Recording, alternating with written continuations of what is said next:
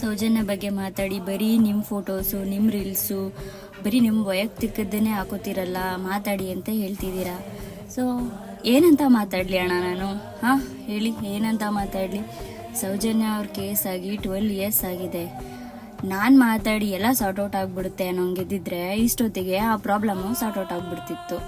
ನಾನು ಮಾಡೋ ವಿಡಿಯೋ ಒಂದು 40 ಜನಕ್ಕೆ ತಲುಪುತ್ತೆ ಅನ್ನೋದೇ ನನಗೆ ಡೌಟು.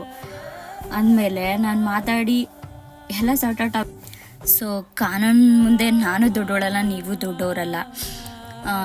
ಅವರು ಕಾನೂನು ಕೈಯಲ್ಲಿ ತಪ್ಪಿಸ್ಕೋಬೋದು, ಬಟ್ ಮೇಲೊಬ್ಬ ಖಂಡಿತ ಇದ್ದೇ ಇದ್ದಾನೆ, ದೇವರು. ಆ ದೇವ್ರ ಮುಂದೆ ಯಾರ ಆಟ ಏನೂ ನಡೆಯಲ್ಲ. ಇವತ್ತು ಅವ್ನು ತಪ್ಪಿಸ್ಕೋಬೋದು, ನಾಳೆ ತಪ್ಪಿಸ್ಕೋಬೋದು, ಬಟ್ ಕರ್ಮ ಆಲ್ವೇಸ್ ರಿಟರ್ನ್. ಕರ್ಮ ಅವನಿಗೆ ಏನು ಕೊಡಬೇಕೋ ಅದನ್ನು ಕೊಟ್ಟೇ ಕೊಡುತ್ತೆ. ಅವ್ರ ಫ್ಯಾಮಿಲಿಗೆ ಈ ನೋವನ್ನು ತಡ್ಕೊಳ್ಳೋ ಶಕ್ತಿ ಕೊಡಲಿ ಅಂತ ಮಂಜುನಾಥ ಸ್ವಾಮಿಲೇ ಬೇಡ್ಕೊಳ್ಳೋಣ. ಖಂಡಿತ ನ್ಯಾಯ ಸಿಕ್ಕೇ